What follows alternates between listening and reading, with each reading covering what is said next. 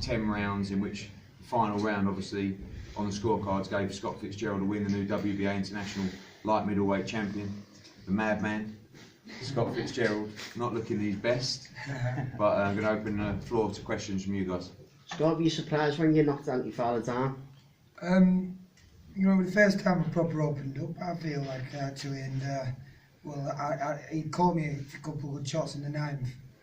You know, I showed I can take a good shot, and then, you know, in the corner going out before the last round, my dad said, you know, go and make something happen. So caught him with a lovely a right uppercut, I think, and then I just thought, I can't miss this opportunity. So I've hit him with a good left hook, and he's gone down. So yeah, I was buzzing, mate. Do you think at all before any time you knocked him down you were behind on the cards? No, I felt like I'd been edging rounds. They were close, and I understand that the rounds like that could have been going either way. I felt like I was doing okay, and it could have been going to me, obviously, in his own style, but it doesn't really matter, does it? And I know the 10-8 round in the last, obviously, really helped me on the scorecards and got the win, so that's the main thing.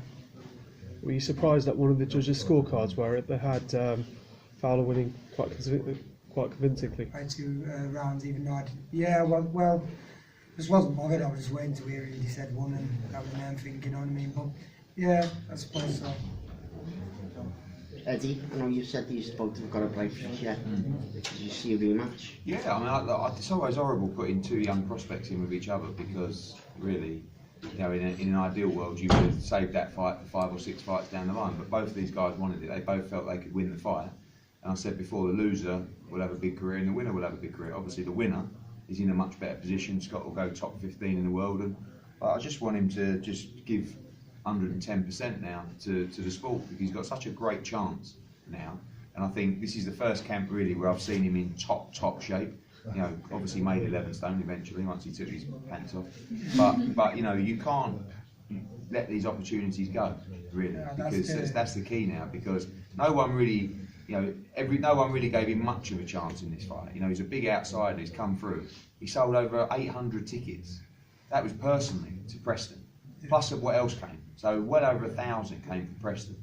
You know, the ability that he has to become a big star in Preston alone and headline major fight nights there, it's, you know, and it's down to him. Really. Big thanks to all them who bought tickets and came and supported me, and they were nice and loud tonight as well. So thanks to them, and I hope they all had a good night and drove me on to get that win as well. So like you say, to be honest, that's the first time I've actually tried at boxing, and it literally is. And you know, winning this puts me in the top 15 in the world now in this governing body. So, you know, that's motivation for me to just push on and work even harder, 110, 120%, like you say. And you know, it's a big future for me now in this game. And I've only just started really properly enjoying this game again for the first time for many years. So yeah, I'm looking forward to having a week or so resting, and then getting back to it proper.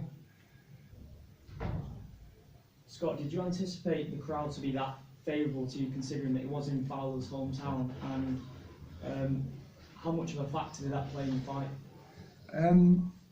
I knew I'd sold a lot, and I got a lot of message from lads from Liverpool, you know, good messages off them saying they really support me, so sort of expected it, but I was absolutely zoned out actually when I walked out. I didn't even really notice anything, you know, whether they were shouting for me or anyone. I was in a mad zone. So you know, when I was actually waiting for my music to start and for me to walk out, some young lads giving me some proper shit, like, I was just, you know, buzzing off them, to be honest.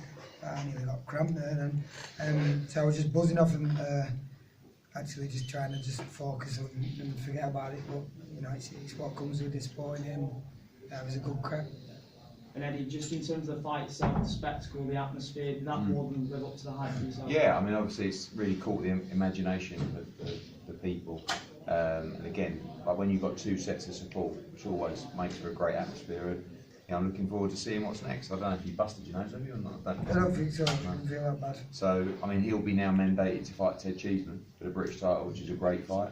But there's other big fights out there for him. I mean, Sergio Garcia. You know, he said to me before this fight, I'm going to beat Fowler, then I want Cheeseman, and then Sergio Garcia. I'd love Cheeseman next, maybe 8 weeks. Yeah. 8 weeks Oh, plus time. steady. Oh. Yeah. 8 weeks. Yeah. Well, no, give me 2 weeks of chilling and then 8 weeks from then. Exactly. All right, guys. Round of applause. Great performance. Nice. Great. Cheers.